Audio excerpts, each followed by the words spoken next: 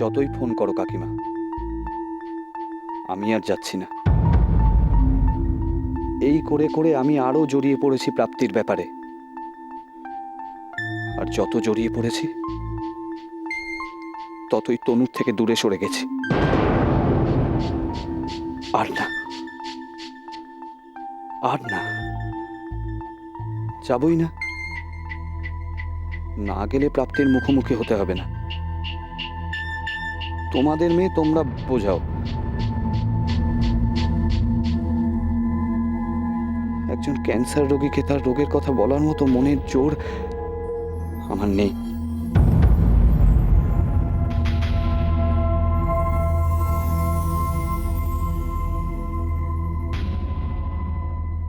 Adviser মামা কি opinion দেয় দেখি। হ্যাঁ,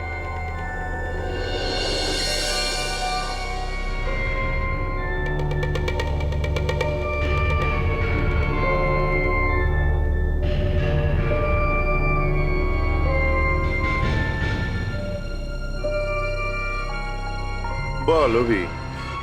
মামা একটু প্রবলেমে পড়েছি, একটু অ্যাডভাইস করো তো কি করা যায়। বল। প্রাপ্তির সেকেন্ড ব্লাড রিপোর্টে দেখা যাচ্ছে যে একটু উন্নতি হয়নি, বরং আরো খারাপ অবস্থা। তাতে তোর কি? ডাক্তার বলেছে যে নার্সিংহোমে ভর্তি করে ওকে কেমো দিতে হবে। ভালো কথা। না মামা, আসলে নার্সিংহোমে যদি ভর্তি করতে হয় তাহলে তো প্রাপ্তিকে সবকিছু জানাতে হবে। সে কারণে কাকিমা ভেবে পাচ্ছেন না কি করবেন, তাই আমাকে ফোন করেছিলেন, মানে আমাকে গিয়ে ওকে সব জানাতে বলছেন। আমি তো বুঝতে পারছি না, বলো তো কি করা যায়। যাবি না, এটা তো সোজা হিসেব। যত যাবি তত জড়িয়ে পড়বি, আর তনুর থেকে তত দূরে সরে যাবি। হ্যাঁ মামা, অলরেডি তনুর সাথে আমার যথেষ্ট দূরত্ব তৈরি হয়েছে। সেটা ঠিক করে নিতে হবে তো। কেন জড়াচ্ছিস প্রাপ্তির সঙ্গে? বরঞ্চ তনুর সঙ্গে রিলেশনটা ঠিক করে নে। মামা কি করে করি বলো তো। ফোন কর। আরে ফোন না ধরলে বাপির ভাই যে নার্সিংহোমে ভর্তি হয়েছে সেখানে চলে যা, কখনো না কখনো দেখা পেয়ে যাবে। যা। কিন্তু লাভ কি, খোকনদা তো সবসময় থাকবে ওখানে। নোট ভাগ্নে, নোট। দরকারের সময় নোট পেলে সবাই সব কিছু ভুলে যেতে রাজি আছে। বাপির ভাইয়ের ট্রিটমেন্টের জন্য এখন নোট লাগবেই। সেই নোটটা সাপ্লাই দিয়ে খোকনের গুড বুকে ওঠার এটাই হচ্ছে বেস্ট পসিবল চান্স। বেরিয়ে পড়ো, বেরিয়ে পড়ো নোট সাপ্লায়ার। রাখছি। ওকে মামা, থ্যাংক ইউ।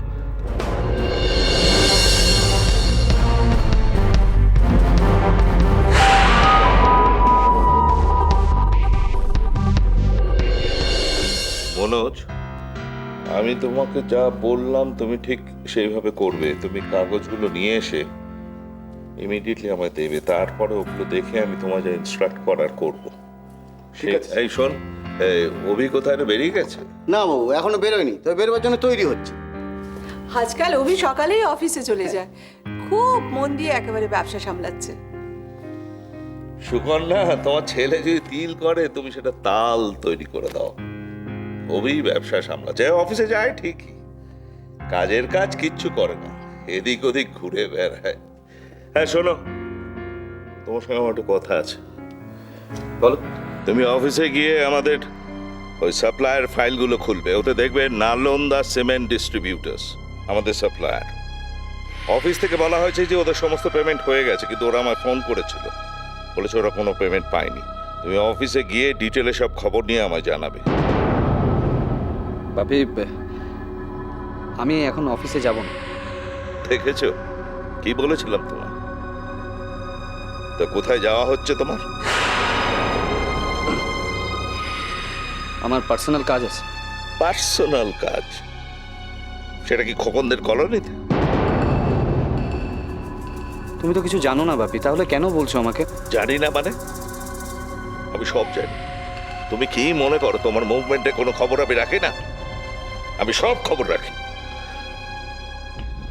বাপি, তুমি যে খবরগুলো রাখো সেগুলো ভুল খবর। তোরা বাবা ছেলে কি আরম্ভ করলি বলতো? তোর পার্সোনাল কাজটা কি সেটা ওকে বললেই তো ব্যাপারটা মিটে যেত। কেন মা? আমার সমস্ত পার্সোনাল কাজের খবর কেন? কারণ তোমার পার্সোনাল কাজগুলো সব সময় ঠিক কাজ নয়। তুমি আর তোমার দিদি স্বেচ্ছাচারিতা শুরু করেছো। তোমরা ভুলে যাও যে তোমরা বনেদি রায় পরিবারের সন্তান। সব জায়গায় যাওয়া তোমাদের সাজে না। বাপি, আমি কিন্তু এমন কোথাও যাই না যেখানে গেলে এই পরিবারের সম্মান নষ্ট হয়। ইটস এ ড্যাম লাই। প্রায় কলোনিতে যাও, আমার কাছে খবর আছে। আমি আবার বলছি, এই ইনফরমেশন ঠিক নয়। আমি কলোনিতে গিয়ে ইনসাল্টেড হওয়ার পর থেকে কলোনিতে আর কখনো যাইনি।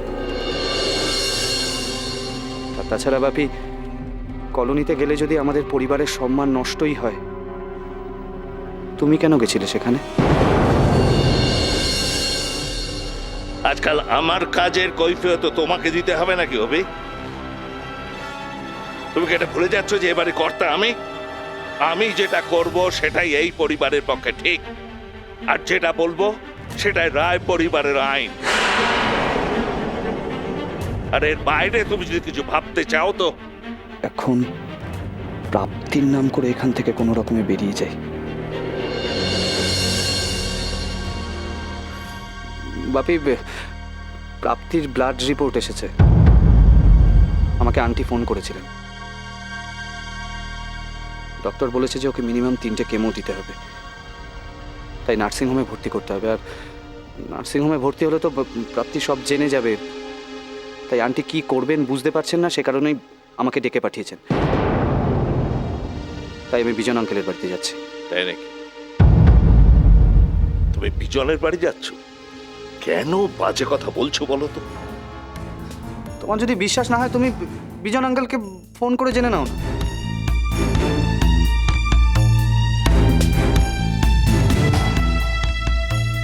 কথাটা আগে বললেই তো হতো, ঝামেলা হতো না। বিজন, হ্যাঁ, অভির মুখে শুনলাম ও নার্সিংহোমে নিয়ে যেতেই হবে। ঠিক আছে, আমি ওকে পাঠাচ্ছি। ঠিক আছে, যাও তুমি। শোনো, তুমি একা যাবে না, মনোজ তোমার সঙ্গে যান। মনোজ, প্রাপ্তিকে নার্সিংহোমে ভর্তি করতে হবে। ও একা পারবে না, তুমি ওর সঙ্গে যাও। ঠিক আছে স্যার।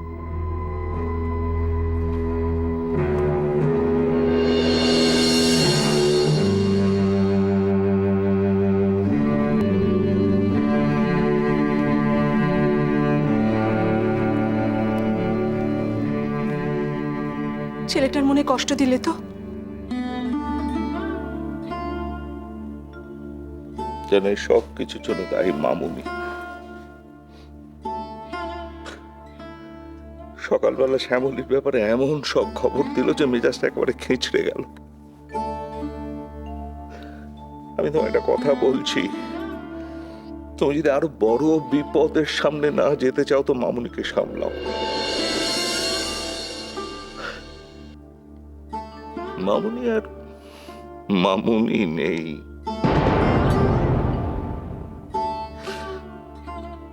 ইন্দ্রাণী রায় হয়ে গেছে।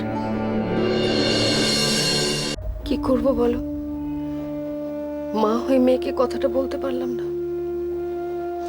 আমি জানি তুমি ওকে বলতে পারবে না, বলা যায় না। আর রইল ডিম্পি, ও এত ছোট, ম্যাচিওর নয়। ওকে বললে হয়তো হিতে বিপরীত হতে পারে।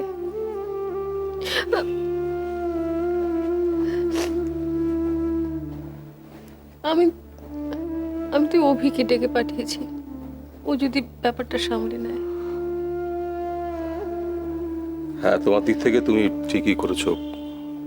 সত্যিই তো বাবা মা হয়ে কথা মেয়েকে জানাতে যাওয়া, কিন্তু অভিরও তো বয়স কম, ওর উপরে এতটা প্রেশার দেওয়া ঠিক হবে? ও কি এই চাপ নিতে পারবে রঞ্জনা? ও যে প্রাপ্তিকে ভালোবাসে। জোর করব না, রিকোয়েস্ট করব। আর তাছাড়া ও তো আমাদের ঘরের ছেলের মতোই। কিন্তু অভি যদি রাজি না হয়, রঞ্জনা মনে রেখো, প্রাপ্তিকে নার্সিংহোমে ভর্তি করাতেই হবে,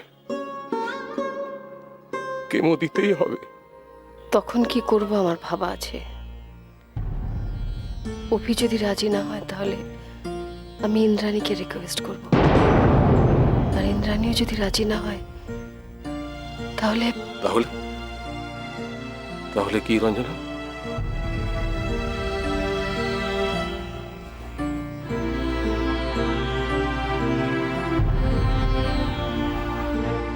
আমি নিজেই প্রাপ্তিকে সব জানিয়ে আমার জীবন শেষ করে দেবো। এরপর আমি আর বেঁচে থাকতে পারবো না। রঞ্জনা, রঞ্জনা, শোনো শোনো শোনো শোনো, আমরা প্রাপ্তিকে নার্সিংহোমে ভর্তি করে কেমোথেরাপি শুরু করতে চাইছি, ওকে ব্লাড ক্যান্সারের হাত থেকে বাঁচাবার জন্যে। যদি আমরাই সরে যাই তাহলে প্রাপ্তির কি হবে? বিপদ যা আসে আসুক রঞ্জনা, তাও ফেস করতে হবে, ফেস করতে হবে।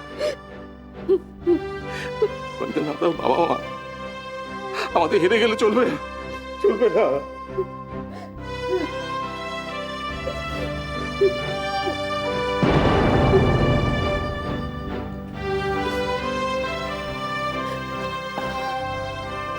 কাকিমা,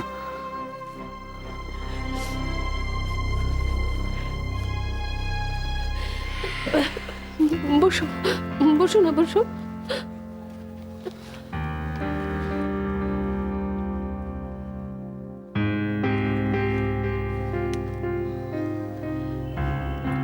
অভি,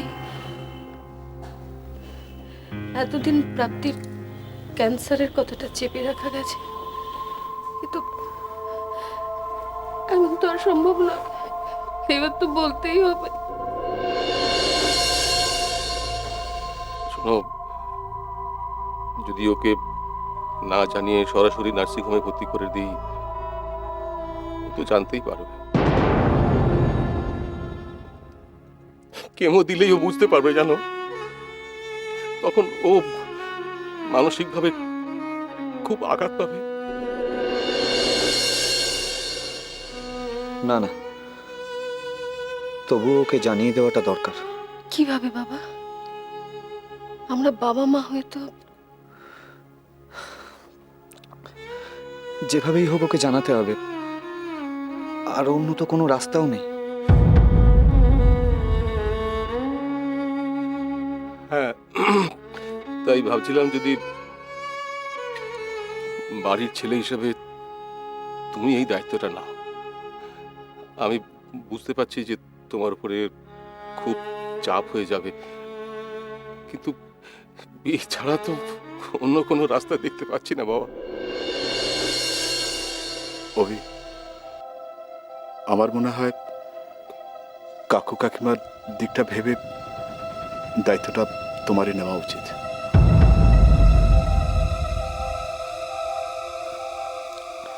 কিন্তু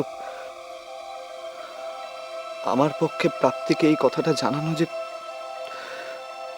কতটা কষ্টের। তাছাড়া এটা যদি অন্য কোনো রোগ হতো তাহলে হয়তো, কিন্তু একজন ব্লাড ক্যান্সার রোগীকে তার রোগের কথা জানানো,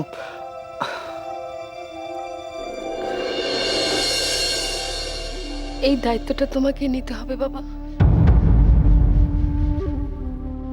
এই সংকটে বাড়ির ছেলেই তো বাবা মাকে বাঁচায়।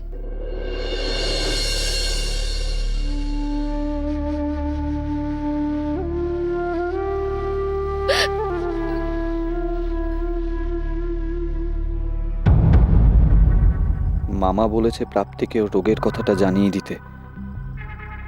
তখন পারিনি, বারণ ছিল। এখন সুযোগ এসেছে, এখন এটা হাতছাড়া করা ঠিক হবে না। দায়িত্বটা নিয়ে নি। পারবো কি? বড্ড নার্ভাস ফিল করছি যে। আগুনটা জ্বলছে জ্বলছে, প্রতিবাদী মনে জেগে উঠছে উঠছে, জেগে উঠছে। এবার পাল্টা চালে কৌশলে শুরু হোক ঘাত প্রতিঘাত। কিস্তি